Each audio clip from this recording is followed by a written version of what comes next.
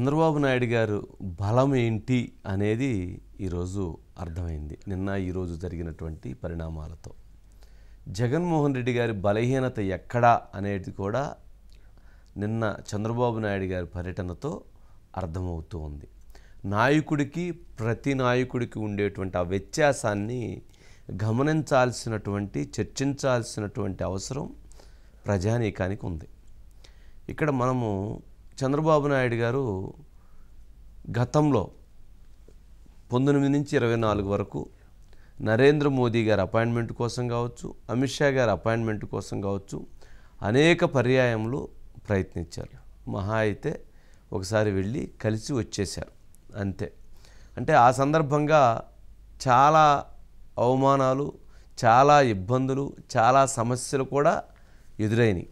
కానీ అదేవిధంగా ఆయన ప్రయత్నాన్ని ఆయన కొనసాగించారు. నెంబర్ 1. నెంబర్ 2, చంద్రబాబు నాయుడు గారు నిన్న ఈరోజు 12 మంది ప్రధానమంత్రి అమిత్ షాతో సహా 10 మంది కేంద్ర మంత్రులని, అదేవిధంగా అక్కడ ఉన్నటువంటి పారిశ్రామిక దిగ్గజాలని కూడా కలవటం జరిగింది. వీటితో పాటు మొన్న రేత్రి కేంద్రలో ఉన్నటువంటి ఎంపీలు, తెలుగుదేశం పార్టీ ఎంపీలకి మొన్న నైట్ విందు ఇవ్వటం జరిగింది. ఐఏఎస్ అధికారులకు కూడా కాదు, మొన్న నైట్ ఎంపీలకి పార్టీకి సంబంధించిన కేంద్ర మంత్రులకి విందు ఇవ్వటం జరిగింది. రాత్రి ఎవరైతే ఐఏఎస్ అధికారులకి కేంద్ర మంత్రులకి విందు ఇవ్వటం జరిగింది. 60 మందికి పైగా ఐఏఎస్ అధికారులు పాల్గొన్నారట, 7-8 మంది కేంద్ర మంత్రులు పాల్గొన్నారట.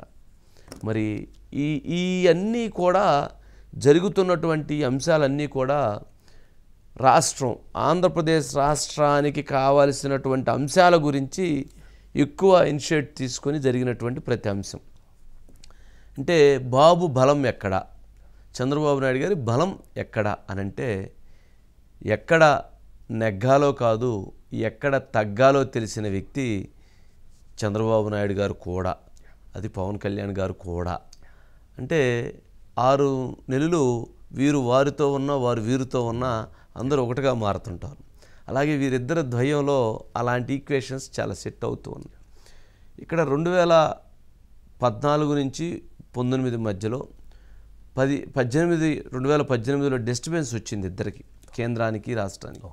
అప్పుడు చంద్రబాబు నాయుడు గారు ఒక కామెంట్ చేశారు, నేను 16 సార్లు అపాయింట్మెంట్ అడిగినా కానీ అపాయింట్మెంట్ రాలేదు, మా రాష్ట్రం కోసం మాకు అన్యాయం జరుగుతుంది, ప్రత్యేక హోదా అన్యాయం జరుగుతుంది, కాబట్టి మేము బయటికి వెళుతున్నామని చెప్పి ఆ రోజు చెప్పారు కదా. జరిగింది.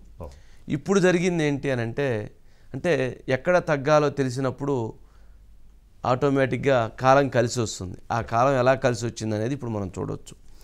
ఇక్కడ సరే, జగన్మోహన్ రెడ్డి గారి గురించి ఒక అంశం చెప్పే ముందుగా, మొన్న నైట్ ఎంపీలతో విందు, తర్వాత రోజు ఉదయం అంటే నిన్న ఉదయం పీయూష్ గోయల్తో 9:30కి Piyush Goyal commerce and industries minister Piyush గోయల్తో సమావేశం. అనంతరం 10:15కి ప్రధానమంత్రి నరేంద్ర మోదీ గారితో సమావేశం. అలా తర్వాత నితిన్ గడ్కరీ, కేంద్ర రవాణా శాఖ మంత్రి నితిన్ గడ్కరీ గారితో సమావేశం. వ్యవసాయ గ్రామీణాభివృద్ధి శాఖ మంత్రి శివరాజ్ సింగ్ చౌహాన్ గారిది 2 గంటలకి వారితో సమావేశం. 2:45కి హోంమంత్రి అమిత్ షా గారితో సమావేశం. 5:15కి కేంద్ర మంత్రి మనోహర్ లాల్ ఖట్టర్తో భేటీ, ఆ పక్కన వస్తున్న విజువల్స్ వాళ్ళందరూ. అట్లాగే 6:30కి కేంద్ర మంత్రి హర్దీప్ సింగ్ పురితో భేటీ. 9 గంటలకు నీతి ఆయోగ్ CEO BVR సుబ్రహ్మణ్యంతో భేటీ. అలాగే 10 గంటలకి ఆర్థిక మంత్రి ఈరోజు ఆర్థిక మంత్రి నిర్మలా సీతారామన్తో భేటీ. 10:45కి కేంద్ర ఆరోగ్య శాఖ మంత్రి JP నడ్డాతో భేటీ. 11:30కి రక్షణ శాఖ మంత్రి రాజ్నాథ్ సింగ్తో భేటీ. 12:30కి కేంద్ర సామాజిక న్యాయ శాఖ మంత్రి అదావాలీతో భేటీ. నిన్న ఈరోజు 12 మందిని కలవటం జరిగింది, వ్యాపారస్తులు కలవటం జరిగింది, ఎంపీలకి విందిచ్చి వాళ్ళతో టైం స్పెండ్ చేయడం జరిగింది. రాత్రి ఐఏఎస్ ఆఫీసర్స్ అందరినీ పిలిచి, కేంద్ర మంత్రులను పిలిచి వాళ్ళతో మా రాష్ట్రానికి సంబంధించింది ఏం కావాలో చెప్పడం జరిగింది. మనం పక్కన వస్తున్న టైమింగ్ అంటే అంత షెడ్యూల్ని పర్ఫెక్ట్గా ట్యూన్ చేసుకొని వెళ్ళి కలిశారు. ఈ కలిసినటువంటి వాటి అన్నిటిలో కూడా ప్రతి అంశంలో కూడా రాష్ట్రానికి కావలసినటువంటి అడిగారు. మరి చంద్రబాబు నాయుడు గారు అలా వెళ్ళి 2 రోజుల పాటు వారికి కావాల్సింది ఏంటనేది ప్రతిదీ పాయింట్ ప్రజెంటేషన్ ఇచ్చి వారితో మాట్లాడారు. మనం గమనిస్తే ప్రతి విజువల్ని ఒక్కసారి చూస్తే ప్రతి విజువల్లో ఒకసారి ఆ విజువల్స్ చూడండి. పీయూష్ గోయల్తో పాటు లేకపోతే మోదీ గారి దగ్గరికి వెళ్ళారు. నితిన్ గడ్కరీతో పాటు ఎవరెవరు ఉన్నారు? జేపీ నడ్డా కానీ ఎంపీలు, కేంద్ర మంత్రులు, అట్లాగే రాష్ట్రానికి సంబంధించినటువంటి మంత్రులు. నితిన్ గడ్కరీ గారి దగ్గరికి వెళ్ళినప్పుడు బీసీ జనార్దన్ రెడ్డి గారు రోడ్స్ అండ్ ట్రాన్స్పోర్ట్ మినిస్టర్ని తీసుకొని వెళ్ళారు. అట్లాగే మిగిలిన వాళ్ళతో వెళ్ళినప్పుడు వాళ్ళని తీసుకొని వెళ్ళారు. అంటే ఎంపీలు కనీసం అందరూ ప్రతి ఎంపీ కూడా అక్కడికి రావటం, వాళ్ళందరితో కనెక్ట్ అవ్వటం, వాళ్ళందరితో మాట్లాడటం, ఇలా చూస్తే అందరూ కనిపిస్తూ ఉన్నారు. జగన్మోహన్ రెడ్డి గారితో మనం ఎటువంటి ఆ విజువల్ను చూడాలంటే చూడలేం. జగన్మోహన్ రెడ్డి గారు ఒకరు, మహా అయితే మిథున్ రెడ్డి లేదా సాయిరెడ్డి గారు, వీళ్ళు మాత్రం చూడండి. నిర్మలా సీతారామన్ గారి ప్రజెంటేషన్ ఇస్తే అందరూ వెళ్ళి కలిసి అందరినీ తీసుకొని వెళ్ళి పరిచయం చేసి చేశారు. నడ్డా గారితో కలిసినప్పుడు అందరు ఎంపీలు తీసుకొని వెళ్ళి పరిచయం చేశారు. అదేవిధంగా రాజ్నాథ్ సింగ్ గారితో వెళ్ళినప్పుడు అందరినీ ఎంపీలు తీసుకొని పరిచయం చేశారు. నాయకుడికి ఉండేటువంటి ఒక లక్షణం ఏంటంటే తన నాయకత్వంలో ఉన్నటువంటి వాళ్ళందరినీ ఇచ్చేయటం, తన నాయకత్వాన్ని ఇచ్చేయటం. అది మోదీ గారితో ఒక్కరే మాట్లాడతారు జగన్మోహన్ రెడ్డి గారు, తర్వాత ఎవరిని కలిసినా ఒక్కరే ఉంటారు. ఇంకా మిగిలినటువంటి ఎంపీలు ఆ ఇద్దరే తప్ప మిగిలినటువంటి వాళ్ళు ఎవరికి కూడా సరైనటువంటి ప్రాధాన్యత ఉండదు.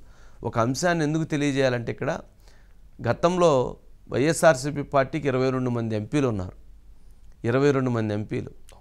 కానీ 22 మంది ఎంపీలు ఉన్నప్పటికీ కూడా వారు ఏ రోజు వారు స్వేచ్ఛగా అంటే 4 మినహాయించి మిగిలినటువంటి వారికి స్వేచ్ఛ కానీ, మిగిలినటువంటి వారు పోయి ఎంపీలు కలిసేటువంటి పరిస్థితులు కానీ, కేంద్ర మంత్రులు కలిసే పరిస్థితులు కానీ, పిఎంఓ కార్యాలయానికి వెళ్ళి కలిసే పరిస్థితులు కానీ, వీటన్నిటికీ దూరంగా ఉంచారు వాళ్ళని.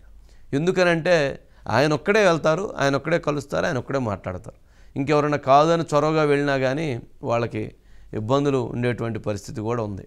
సరే, అవన్నీ చాలా జరిగినాయి. వాటి గురించి ఇప్పుడు మనం వాటిని మాట్లాడటం కూడా కరెక్ట్ కాదు. అంటే జగన్మోహన్ రెడ్డి గారి యొక్క ఆలోచన విధానం, ఆయనకు ఉండేటువంటి విధానాలు, చంద్రబాబు నాయుడు గారికి ఉండేటువంటి ఆలోచన విధానాలు ఎంత తేడా ఉంటుంది. చంద్రబాబు నాయుడు గారు ఏమన్నా ఇప్పుడు ఆయన అందరినీ తీసుకొని ఇప్పుడు అంతమందిని కూర్చోబెట్టుకొని ఆయన ఏం మాట్లాడలేడు కదా, ఏదైనా రాష్ట్రానికి సంబంధించి మాట్లాడతారు. జగన్మోహన్ రెడ్డి గారు 1-to-1 కూర్చున్నప్పుడు కేసులు, వివాదాలు, లేకపోతే అవినాష్ కేసు, లేకపోతే ఇంకొక అంశం, ఈ వివాదాలు, ఈ అంశాలే ఎక్కువగా బయటకు వస్తూ వచ్చాయి. లోపల వాటికి ఎక్కువ ప్రాధాన్యత జరిగిందనేది బయటకు వచ్చేది. మరి ఇంతమంది కేంద్ర మంత్రులను ఏ రోజైనా కలిశారా? కలవలేదు. ఎప్పుడన్నా అలా పోయి ప్రజెంటేషన్స్ ఇచ్చి వాళ్ళతో కన్విన్స్ చేసుకొని రాష్ట్రానికి కావాల్సిన నిధులు తీసుకొచ్చారా? తీసుకురాలేదు. ఆ ప్రయత్నానికి ఈ ప్రయత్నానికి మధ్య చాలా వేరియేషను, చాలా వ్యత్యాసం ఉంది అని ఎవరైతే ఇప్పుడు అక్కడ ఉన్నటువంటి ఎంపీలు కానీ అందరూ చూస్తుంటారు కదా, మనం విజువల్స్లో చూడొచ్చు, ఢిల్లీలో ఉన్నటువంటి పరిస్థితులు, పరిణామాలు కూడా చూడొచ్చు. అంటే బాబు బలం ఎక్కడానంటే ఆయన తను రాష్ట్రం కోసం పనిచేస్తాడు కాబట్టి, రాష్ట్రం కోసం యుద్ధం చేస్తున్నాడు కాబట్టి అక్కడ ఆయనకు ఆ ప్రాధాన్యత లభిస్తుంది. వ్యక్తిగతమైనవి అడుగుతూ ఉంటే వాళ్ళు కూడా దూరం పెడతారు, అంటే ఆ ఇంపార్టెన్సీ ఉండదు. మరి ఇక్కడ రాష్ట్రం అనేటువంటి దాంట్లో నిన్న జరిగినటువంటి వాటిలో ప్రధానమైనటువంటివి ఎక్కువగా అంటే మోడీ గారితో మాట్లాడినటువంటి వాటిలో రాష్ట్రానికి ఆర్థిక సహాయం కావాలని, పోలవరం ప్రాజెక్టు త్వరితగతిన పూర్తి చేసేందుకు నిధులు కావాలని, అమరావతికి రాజధాని అభివృద్ధికి సహకరించాలని, పారిశ్రామిక అభివృద్ధికి సహకరించాలని, క్యాపిటల్ గెయిన్స్ అకౌంట్ స్కీమ్ కింద అదనపు నిధులు ఇవ్వాలని, బుందేల్ఖండ్ తరహాలోని ఏపీకి వెనకబడిన ప్రాంతాలకు నిధులు కేటాయించాలి, దుగ్గరాజపట్నం పూర్తిలో రాష్ట్రానికి సహకరించాలని, ఈ 7 అంశాలని ప్రధానంగా వారు కోరటం జరిగింది. అట్లాగే ఎవరైతే అమిత్ షా గారితో జరిగిన వాటిలో విభజన షెడ్యూల్లో ఉన్నటువంటి వాటిని పరిష్కరించాలని చెప్పని వాటిని కోరటం జరిగింది.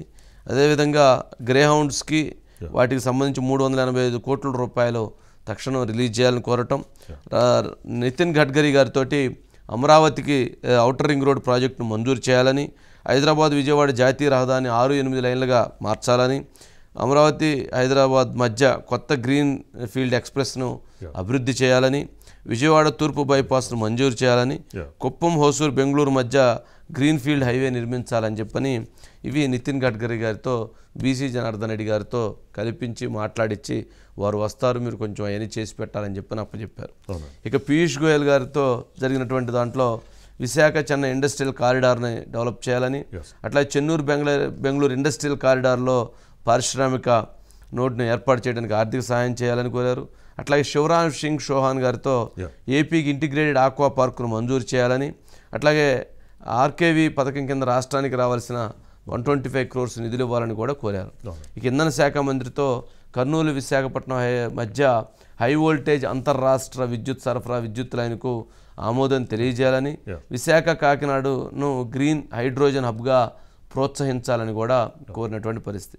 పెట్రోలియం శాఖ మంత్రి హర్దీప్ సింగ్తో విభజన చట్టం ప్రకారం భారత్ పెట్రోలియం రిఫైనరీ ఏర్పాటు చేయాలని కూడా వారు కోరారు.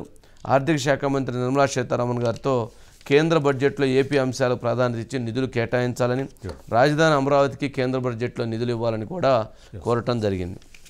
వీటన్నిటిలో ఫైనల్గా వచ్చినటువంటి కంక్లూజన్ ఏంటంటే ఏపీలో 60,000 కోట్లతో పెట్రోలియం రిఫైనరీ ఏర్పాటుకు బీపీసీఎల్లో సూచనప్రాయంగా ఒక ప్రాథమికంగా అంగీకారం తెలిపిందని చెప్పని మాట్లాడారు.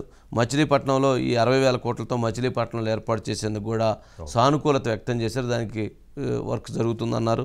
ఇక విజయవాడ తూర్పు బైపాస్ రోడ్డు, ఔటర్ రింగ్ రోడ్లకు కేంద్రం గ్రీన్ సిగ్నల్ ఇచ్చే విధంగా ఒప్పించారు అనేటువంటిది కూడా చర్చ జరుగుతుంది. మనం చూస్తున్నది నితిన్ గడ్కరీ గారితో ప్లాన్స్ అవన్నీ ఎంపీలు కూర్చొని వాళ్ళందరూ ఎటువంటి ప్రజెంటేషన్ చేశారనేది కూడా ఇలాంటి విజువల్ని ఒక్కసారన్నా నితిన్ గడ్కరీ గారితో జరిగిన విజువల్ని ఎలాంటిది కనుక జగన్మోహన్ రెడ్డి గారితో ఒక్కడు చూపించినా కానీ, అంటే ఎందుకు చూపించాలి అని అంటే లీడర్ అనేటువంటి వ్యక్తి ఆ విధమైనటువంటి బాధ్యత తీసుకోవాలి. మరి అక్కడ అది కనపడలేదు. ఎన్టీఆర్ హెల్త్ యూనివర్సిటీ నుంచి నిర్మాణూరు వరకు ఫ్లైఓవర్ కూడా ఓకే చేశారని చెప్పని తెలియజేస్తున్నారు. ఇప్పటి వరకు అంటే ఇవన్నీ ఎందుకు చంద్రబాబు నాయుడు గారి ఇంటికా లేదా దేవాంశ్ కోసమా? కాదు కదా. ఆంధ్రప్రదేశ్ రాష్ట్రానికి ప్రతి జిల్లాకు సంబంధించిన సబ్జెక్ట్ ఉంది కదా. ఎందుకు చెప్పాను ఇవన్నీ అంటే, ఇవన్నీ ఇప్పుడు అడగటం మొదలు పెడితే, వీటిని డిమాండ్ చేయటం మొదలు పెడితే, ఇవి గనక వస్తూ ఉంటే గనక రాష్ట్రంలో ఎంప్లాయ్మెంట్ పెరిగిద్ది, రాష్ట్రంలో డెవలప్ అయ్యిద్ది, రాష్ట్రంలో ఉన్నటువంటి యువతకి ఉపాధి అవకాశాలు లభిస్తాయి, ఆర్థికంగా ప్రతి ఒక్కరూ బలవంతులు అవుతారు.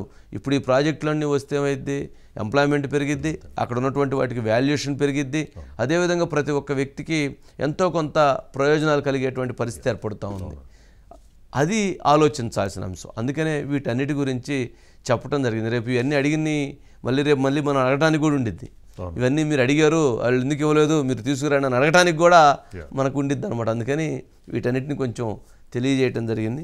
సరే, ఏదన్నా కానీ అంటే ఆ పర్యటనలో చూపిస్తూ ఉన్నారు.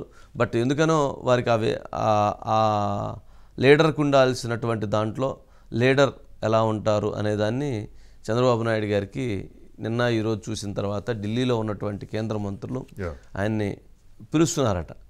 బయటకు వచ్చి రండి అని చెప్పని ప్రతి ఒక్కరూ తీసుకొని వెళ్ళి, అంటే ఆయన బలం, ఆయన అవసరం అలా ఏర్పడింది. ఇది ఆంధ్రప్రదేశ్ ప్రజలు చంద్రబాబు నాయుడు గారికి ఇచ్చినటువంటి ఒక పెద్ద గిఫ్ట్. రాష్ట్రంలో గెలిపించడమే కాదు, కేంద్రంలో కూడా ఆ క్రియాశీలకమైనటువంటి పాత్ర పోషించే విధంగా వారికి అవకాశాన్ని ఇవ్వటం అనేటువంటిది అది వారికి ఇచ్చినటువంటి వరంగా చూడాలి.